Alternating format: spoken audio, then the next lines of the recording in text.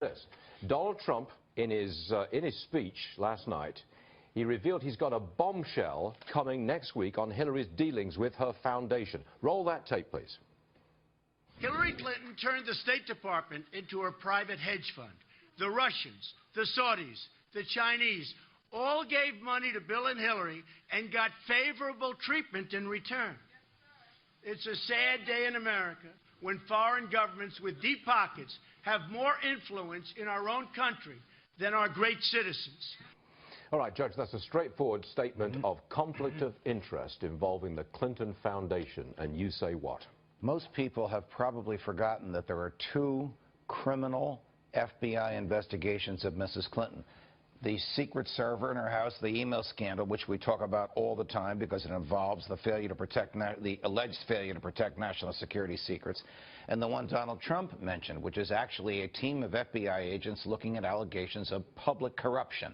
If I may amplify what Donald Trump said, and I would refine it slightly, I wouldn't call it a hedge fund, I'd call it a slush fund, which obviously is worse.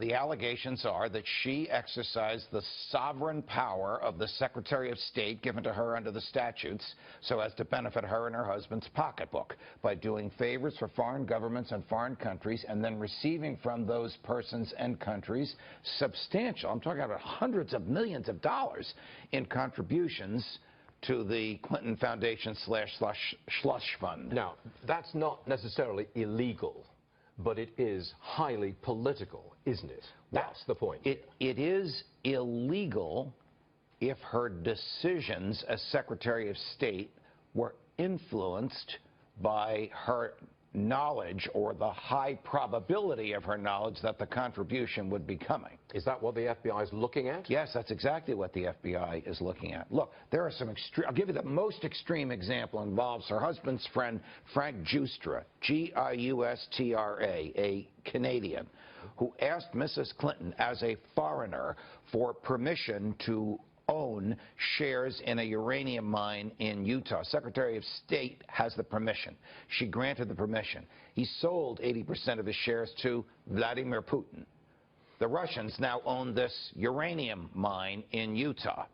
He then gave $145 million from the proceeds to the Clinton Foundation. Now, you're raising your eyebrows. Anybody's eyebrows would be raised listening to this. Admittedly, I've given you one of the more extreme examples of this. There are many others. This is really perhaps the most incendiary of them. It's $145 million goes into the Clinton Global Initiative or the Clinton Fund, whichever the correct name is. Correct. And part of that money came out of the proceeds of the sale of a uranium mine in America to Vladimir Putin. Right. Now, again, not to Putin himself, but to a sovereign entity owned by the Russian government. Absolutely. Well, it's all the same thing, In that case, it is, yes. So how can she possibly explain that or justify that kind of judgment? So Trump's argument is this is the mentality that is that is putting herself out for the White House. Do you want this same corrupt mentality as president that we had as Secretary of State? And that is a totally separate line of investigation and charges from anything to do with email. A different team of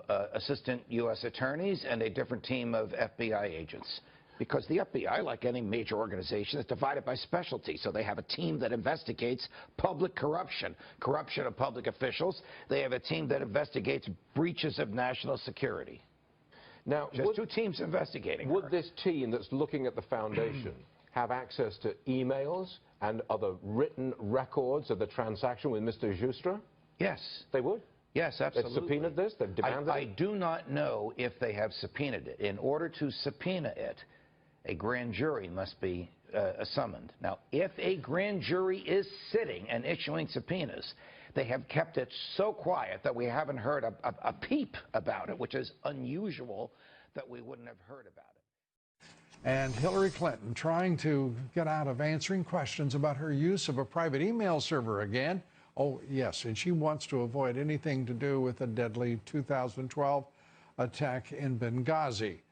Attorneys for Clinton and her former chief of staff, Cheryl Mills, asking an appellate court to overturn a judge's order granting Judicial Watch's request for their depositions. Let's find out what's really going on.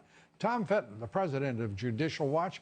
Tom, great to have you with us. And your thoughts about are you really not going to be able to question Hillary Clinton after all of this? Well, I hope not. If it were any other litigant, they'd be pushed out of court pretty darn quickly. She filed what is known as a writ of mandamus, which is, according to the Justice Department, an extraordinary remedy that should only be used in exceptional circumstances of peculiar emergency or public importance. And obviously, that doesn't cover Mrs. Clinton having to go under oath about her email misconduct. She says she has an indisputable right not to be questioned under oath. And we've laid out the many issues that are outstanding that the court also wants answered. She's not above the law, and we hope the appellate court quickly dismisses it. Well, I want to take up, if we can, Judge Royce Lambert's order, and quoting him, "There is still more to learn," he said, after saying that this is one of the gravest modern offenses to government transparency. He said, "Even though many important questions remain unanswered, the Justice Department inexplicably still takes the position the court should close discovery and rule on dispositive motions. The court is especially troubled by this." I'm glad to hear that there is at least a judge somewhere in the judiciary that is troubled by what has transpired here, aren't you? I am, and you'll notice he's criticizing this Justice Department and this State Department for their cover-up. And Mrs. Clinton in her filings highlights the efforts to cover up and stop discovery by the Justice Department and State Department to justify their seeking protection from having to answer questions. It's not only Mrs. Clinton, but it's her top aide, Ms. Mills, who is responsible for helping destroy half her emails. You know, the problem here is that we've seen the Justice Department and State Department coordinating with Mrs. Clinton and her team on these issues. So not much difference between this Justice Department and the last Justice Department, certainly on the Hillary Clinton email cover-up. Well, those are strong words, and knowing you, I know you mean every one of them. It's a shame, whether it's General Flynn, why this Attorney General wouldn't simply have this case dropped, rather than waiting for the president. Perhaps he feels he needs the political cover, which suggests the president should quickly pardon General Flynn. That's what he said he's thinking about doing. He should. You know, George H.W. Bush pardoned Caspar Weinberger after he was indicted because it was clearly an abuse by that independent counsel at the time. And this attack on Flynn, this prosecution of Flynn, goes to the heart of the president's foreign powers, his power as commander-in-chief and exercising and conducting foreign policy. And by attacking Flynn over his communications with the Russians during his time as national security advisor and during the period he was representing the president-elect, attacks the ability of the president to conduct foreign policy. He should do this to protect the presidency and secure justice. Couldn't agree with you more, Tom Fitton. And by the way, it seems we agree more often than not, doesn't it? Thank you very much, Tom. Good to have you with us. Thanks so much. All right, switching gears, the federal judge ordering Hillary Clinton to testify for the first time in a deposition under oath. Now, Judicial Watch uncovered the Clinton server email scandal. They're the ones who uncovered it. In its FOIA lawsuits to uncover what the Obama administration, what it was saying and misleading on Benghazi. Now, here's the thing. Hillary's private email server is connected to Benghazi and what happened there. I'd also like to ask you about some comments you made on Friday. You were talking about governors of different states, and you said, I want them to be appreciative. You also said, if they don't treat you right, I don't call. These are direct quotes, sir. Excuse me. Ready? Take a look at what I said. I want them to be appreciative of me, okay? And then you cut it off because it's fake news. You and of your administration, Listen, absolutely. Please, let me just finish it. You just said it again, and you know the answer's a lie. You know that I could read you your full comments, sir, if that would be easier. Your statement and your response and your answer is a lie. Because here's the story. You ready? I said, I want you to be appreciative of me. And then you go on, and then I go on, and you cut it off. But it says because when you're not... I want them to be appreciative. I don't want them to say things that aren't true. I want them to be appreciative. We've done a great job. And I'm not talking about me. I'm talking about Mike Pence, the task force. I'm talking about FEMA, the Army Corps of Engineers. Thank you. But then you went on to say, if they don't treat you right, I don't call. He's a different type of person. I don't call. Referring to the vice president. No, I don't call the governor of Washington Why in this time? But Mike Pence calls, and the head of FEMA calls, I don't stop them. Did I ever ask you to do anything negative, Mike, to Washington, the state of Washington? Michigan, I love that state. That's one of my favorite places in the whole world, Michigan, and I'm so proud of what's happened with the auto industry. It's coming back to Michigan. No, I don't have to call because I'm probably better off not, because we don't get, he's a failed presidential candidate. He's a nasty person. I don't like the governor of Washington. So you know who calls? I get Mike Pence to call. I get the head of FEMA to call. I get the admiral to call.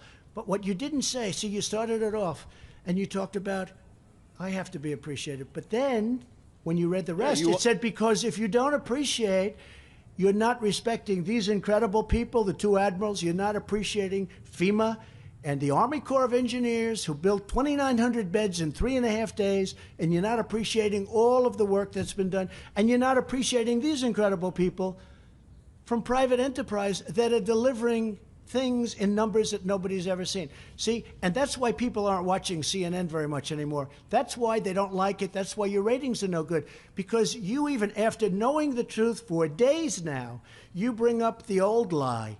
Read the rest of your question, the rest of your statement, you didn't put in. You have to put that in. And it said in there, FEMA, and it said in there, Army Corps of Engineers, because when they disrespect me, they're disrespecting our government. And you know what?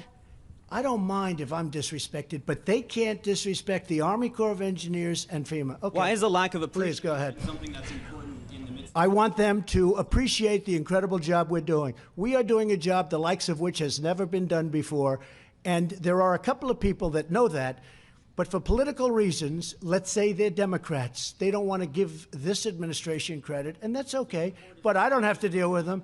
But our vice president does deal with them. Please, go ahead. Thank you, Mr. But that's President. why CNN is not trusted anymore. They are not trusted. They are fake news. Remember that. Go ahead.